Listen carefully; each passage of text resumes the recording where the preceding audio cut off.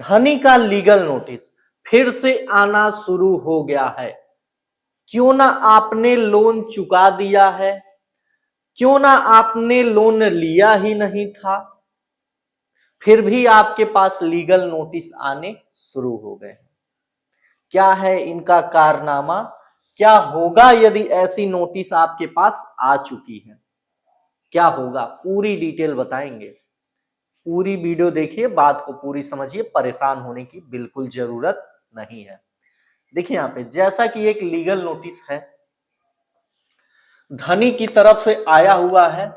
इसके जो एडवोकेट हैं विपिन सरोहा, विपिन सरोहा कोई एडवोकेट है, वकील है। अब कैसा वकील है मैं नहीं जानता, बस ये लिख दिया है कि विपिन सरोहा एडवोकेट नाम है और एडवोकेट है। चल भाई मान लिया तू एडवोकेट है, कैसा एडवोकेट है हमें नहीं पता है।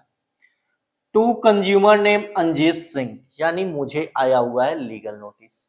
आगे यहाँ पे दिया हुआ है प्री, पता नहीं क्या दिया, आउटस्टैंडिंग अमाउंट 51,175 रुपए, कोई बात नहीं। लोन अकाउंट नंबर यहाँ पे दिया हुआ है, अच्छी बात है, पूरा डिटेल आपने दिया हुआ है। इसमें लिखा हुआ under the introduction and the belief client Dhani loans and services dot dot dot दुनिया भर के लिखा गया है। चलो छोड़ते हैं, टाइम बर्बाद कौन करेगा। इसमें केवल मेन चीजें बताते हैं। यहाँ पे आउटस्टैंडिंग अमाउंट जैसा कि मैंने बताया 51,175 रुपए है कि लिया गया है इमीडिएटली। यहाँ पे देखिए इंडियन पीनल कोड 1860, सबके पास 1860 वाला वो यहाँ पे कोड आया होगा। क्या है 1860 नहीं मतलब है, हमें नहीं जानना है 1860 क्या है। तुम ही जानो, तुम ही लिखे हो, तुम ही जानो। तुम्हारे इस 1860 वोट से हमारे, मुझे या तो जो भी जिनके भी पास आया है उससे उनको कुछ नहीं होगा, इतनी गारंटी दे रहा हूं। क्यों? क्योंकि देखिए यहाँ पे बाकी सब 1860, 406, 420, 120 बी, इंडियन पिनल कोड 1860, दुनिया भर के कोड लिख दिया गया है। इसमें बहुत काफी आपके पास ऐसे ईमेल, ऐसे नोटिस आ चुके होंगे। रियल है, फेक है, कौन भेजा है, किसने भेजा, कोई मतलब नहीं है। आखिर में आया है तो सबको आया है, जिन्होंने लोन चुकाया भी है, जिनका लोन सिविल में क्लोज भी हो गया है, फिर भी आया है। तो भाई साहब ऐसे नोटिसों का क्या मतलब है। अब ऐसे ऐसे दुनिया में एडवोकेट हैं, एडवोकेट तो अपने नाम के आगे लगा देते हैं, लेकिन ये नहीं वेरीफाई करते हैं कि सामने वाले ने लोन लिया भी है या नहीं लिया है। उसने लोन चुका दिया है, फिर भी जो कंपनी है कह रही है नहीं इनसे वसूली किया जाए। तो नोटिस देने वाले ऐसे ऐसे एडवोकेट हैं। तो चलिए देखते हैं। जैसा कि देखिए मेरे सिविल में यहाँ पे दुनिया भर के दिया गया है पर्सनल लोन, यहाँ पे दुनिया भर के दिया हुआ है 1432 क्लोज्ड, धनी लोन्स एंड सर्विस लिमिटेड।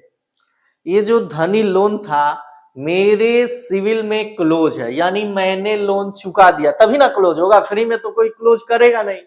तो देखिए यहाँ पे सब कुछ डिटेल दे रहे हैं।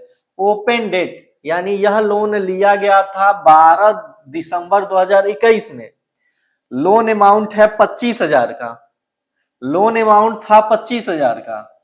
यहाँ पे देखिए क्लोज डेट 17 जनवरी 2022, जब मैंने रिपोर्ट किया था यह एक फेक लोन है, मेरी आईडी पे फेक लोन एक्टिव है, तो इन्होंने क्लोज कर दिया था 2022 में, 17 जनवरी 2022, अमाउंट रिमेनिंग 00। भाई साहब सिविल में पूरा चिट्ठा क्लोज है, क्योंकि यह एक फर्जी लोन था। क्या था? फेक लोन था, इसलिए सिविल में इसका लोन अमाउंट क्या है? 0 है। अब एक भी रुपया चुकाने की जरूरत हमको नहीं है, क्योंकि लोन क्लोज हो चुका है। कब? 17 जनवरी 2022 को, जब मैंने रिपोर्ट किया था तब। लेकिन फिर भी ऐसे ऐसे एडवोकेट हैं, विपिन सरोहा तो पता नहीं कौन खरोहा, सब एडवोकेट ही एडवोकेट बन जाते हैं और नोटिस पे नोटिस भेज दो। भाई साहब हमको नहीं जानना है रियल है कि फेक है, किसने भेजा है, कंपनी ने भेजा है कि थर्ड पार्टी एजेंट ने भेजा है कि किसी दलाल ने भेजा है। बस ये समझ लीजिए 3 साल बाद आपके पास आया है, जो आज तक हुआ वही आपके साथ अब भी होगा। भाई साहब लोग क्या किए हैं, देखिए यहाँ पे कोई एडवोकेट अगर देगा, चलिए मान लिया एडवोकेट देते हैं या कोई भी देते हैं, तो यहाँ पे देखिए क्या लिखा हुआ है, कलेक्शन मैनेजर नेम, यानी जो आपके लोन की वसूली के लिए हायर किए गए हैं उनका नाम है विवेक कुमार दीक्षित। विवेक कुमार दीक्षित, अरुण कुमार दुबे। भाई साहब ये रिकवरी एजेंट लोग हैं। कौन है? रिकवरी एजेंट लोग हैं। Collection manager number, mobile number और give a miss call on this number इतना, और copy of this notice rented in our office. आपका इस नोटिस का कॉपी हमारे ऑफिस में पड़ा हुआ है, जल्दी से जल्दी आप हमारे इस नंबर पे मिस कॉल करिए या तो लोन चुकाने के लिए इस नंबर पे कॉल कीजिए।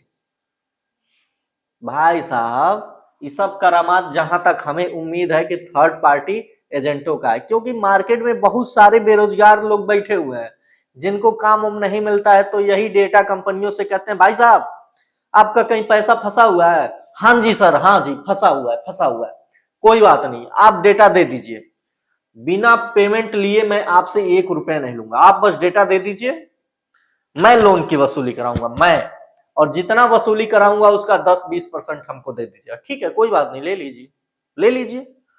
वही ज्यादातर कारनामा होता है। तो भाई साहब जो आज तक हुआ वही होगा, बाकी इसमें जितना भी कोड फोड लिखे गए हैं उससे कोई लेना देना नहीं है, क्योंकि बहुत सारे उस समय जब ये स्कैम हुआ था तो केवल दूसरे के नाम, दूसरे का पैन कार्ड ले लो, दूसरे का आधार कार्ड ले लो, बस लगा दो 10,000 15,000 मिल